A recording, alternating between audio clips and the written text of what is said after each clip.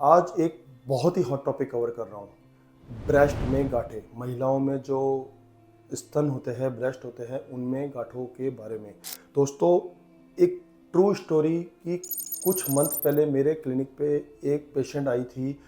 बहुत अप्रिहेंसिव थी, बहुत ज़्यादा अप्रिहेंसिव कि मेरे उन्होंने कहीं उनको लम्प फील हुआ तो उन्होंने कहीं अल्ट्रासाउंड कराया, वहाँ उनको बोल दिया ये कैंसर की गांठ हो सकती है। वो बहुत डरे हुई थी, है ना। तो मैंने उनको काउंसलिंग किया कि हर ब्रेस्ट की हर गांठ, जैसे फाइब्रोइड्स, यूट्रस में फाइब्रोइड्स होते हैं, उसमें हर गांठ कैंसरस नहीं होती, वैसे ब्रेस्ट की भी हर गांठ कैंसरस नहीं होती है। तो मैंने उनको रिलैक्स किया। दोस्तों, इसी पेशेंट की स्टोरी मैं इस वीडियो में आपका शेयर करूंगा और मैं ये बताऊंगा कि ब्रेस्ट में गांठें क्यों होती है, कब कब हो सकती है, क्या हर गांठ कैंसरस होती है, या इसका उपचार क्या हो सकता है, मिनिमली इन्वेजिव ट्रीटमेंट क्या क्या हो सकते हैं। चैनल को सब्सक्राइब करिए, लास्ट तक जुड़े रहिए। किसी मन में किसी भी प्रकार के प्रश्न आ रहे हो, मुझसे बेझिझक होकर पूछिए, मैं हर प्रश्न का जवाब देने की पूरी कोशिश करूंगा।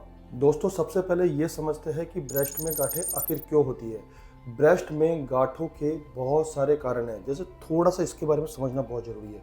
ब्रेस्ट में अगर 3 तरह की गांठों में मैं बांटता हूँ। ब्रेस्ट में गांठें यूजली हार्मोनल इम्बैलेंस की वजह से हो सकती है, पीरियड्स के टाइम ज़्यादा हो सकती है, कई बार पीरियड्स जब खत्म हो जाते हैं उसके बाद गांठों का साइज छोटा हो सकता है। ब्रेस्ट में ये गांठें जो होती है, ये मोस्टली इनको फाइब्रोएडिनोमास बोलते हैं, जो कि पीरियड्स के अकॉर्डिंग हार्मोनल इम्बैलेंस की वजह से होती है। जब ब्रेस्ट के नॉर्मल टिश्यू में एक लंपिश ग्रोथ हो जाती है, जिसको फाइब्रोएडिनोमास बोलते हैं। तो ये जो गांठें होती है, ये बिनाइन नॉन कैंसर काइंड की गांठें होती है। छोटी गांठें होती है, कुछ नहीं करना होता है। बड़ी गांठें होती है तो अकॉर्डिंगली सिम्टम के अकॉर्डिंग डील करना होता है। दूसरी तरह की गांठें होती है कि ब्रेस्ट में टिश्यू में पानी की गांठें बन जाती है, जिनको कि सिंपल सिस्ट या बिनाइन सिस्ट्स बोलते हैं। यूजली इनका भी कुछ नहीं करना होता। तीसरी तरह की जो गांठें होती है वो होती है ब्रेस्ट कैंसर्स। तो दोस्तों, अब आपको कैसे पता पड़ेगा कि मेरे ब्रेस्ट में गांठें हो गई है। सबसे ईजिएस्ट एग्जामिनेशन है सेल्फ पल्पेशन या सेल्फ एग्जामिनेशन। आपको खुद को ही आइडिया लगाना है कि मेरे ब्रेस्ट में कुछ गांठ फील हो रही है। हाँ, इंटरमिटेंटली बीच बीच में करते रहिए। अगर आपको गांठ फील हो रही है, फिर क्या करना है, आपको फौरन अपने nearest either gynaecologist, either surgeons, either onco surgeons, इनके पास जाना है और जाके उनसे वो अपना आपका एग्जामिनेशन करेंगे। आपको देखेंगे कि गांठ मोबाइल है, इमोबाइल है, हार्ड है, सॉफ्ट है, उनके अपने क्राइटेरियाज होते हैं।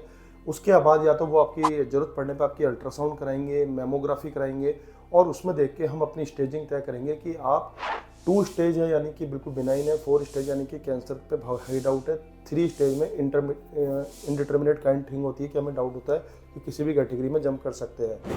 अगर हम 3 या 4 कैटेगरी में आते हैं तो डेफिनेटली फिर उस गांठ की बायोप्सी होगी या एफएनएसी होगी। मोस्टली बायोप्सी प्रेफरेबल है। बायोप्सी होगी और बायोप्सी के आधार पे फिर उसमें आगे देखा जाएगा कि ये कैंसरस है तो कैंसर के अकॉर्डिंग डील होगा, और अगर वो बिनाइन है तो बिनाइन के अकॉर्डिंग डील होगा। अगर आपके घर में पहले किसी को ब्रेस्ट में कैंसर रहा है तो आप ब्रेका 1 ब्रेका 2 काइंड ऑफ जेनेटिक टेस्ट भी कर सकते हैं अपने ऑन्कोलॉजिस्ट से ओपिनियन के बाद कि भाई हमारी फैमिली में इस तरह की हिस्ट्री रही है तो मेरे को क्या क्या प्रिकॉशन रखनी चाहिए, किस तरह से मुझे इसको देखना चाहिए, तो उसके आधार पे आप इसको कर सकते हैं। दोस्तों, जो नॉन कैंसरस बिनाइन गांठें होती है, अगर वो छोटी छोटी है अंडर सेंटीमीटर या कुछ 1-1.5-2 सेंटीमीटर, तो हो सकता है कि किसी तरह की कोई ट्रीटमेंट की जरूरत नहीं पड़े अगर वो पेशेंट को किसी भी तरह का कोई सिम्टम प्रोड्यूस नहीं कर रही है।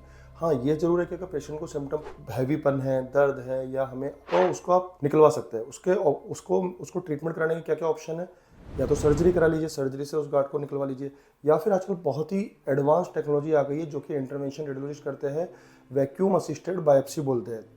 अगर 2-2.5-3 सेंटीमीटर की गांठ है तो एक जो बायोप्सी की सुई होती है, उसी तरह से एक अलग से मशीन आती है, उसकी निडल अंदर जाती है, वो धीरे धीरे उस गांठ को पूरे को ही टुकड़े करके खींच के ले आती है बाहर, यानी कि किसी तरह की कोई भी ऑपरेशन की जरूरत नहीं पड़ी।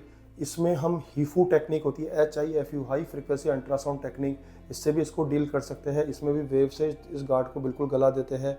इसके बाद हम इसका एब्लेशंस भी कर सकते हैं, माइक्रोवेव एब्लेशंस भी कर सकते हैं।